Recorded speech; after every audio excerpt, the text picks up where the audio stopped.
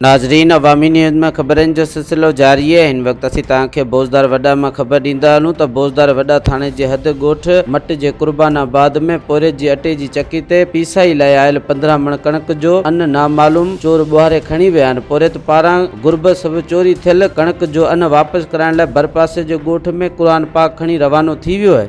ये तो सर असांजी मशीन जो आहे जेको आहे वॾो आहे, असांजो सॉफ्टवेयर वीचारो मज़दूर माण्हू आहे, मशीन जो अटो वग़ैरह बि पंहिंजो गुज़र सफ़र कंदो आहे बचनि जो। ऐं राति देरि सां तक़रीबन 9, 10, 11, 12 जो टाइम तक़रीबन हुयो जो हुनजो तेल ख़तमु थी वियो। पंहिंजे छोकिरे खे मोकिलियईं त पोयों 4-5 ॼणा मोटरसाइकिल ते आया, 10-15 कटा हुया हिन जा खणी आया। ऐं तमामु ॾुख जी ॻाल्हि आहे। अॼुकल्ह जे दौर में ग़रीब माण्हू कीअं जेको आहे सो हिते रहे, कीअं जेको आहे सो पंहिंजो गुज़र सफ़र करे।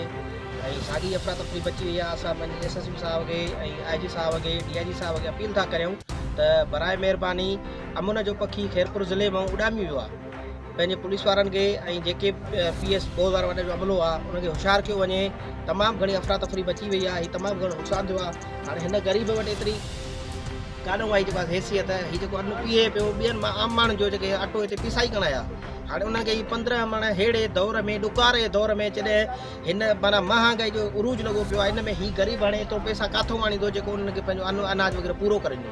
मज़ीद खबरों और तफसीलात के लिए विजिट करें हमारी वेबसाइट www.awamiNewsHD.com।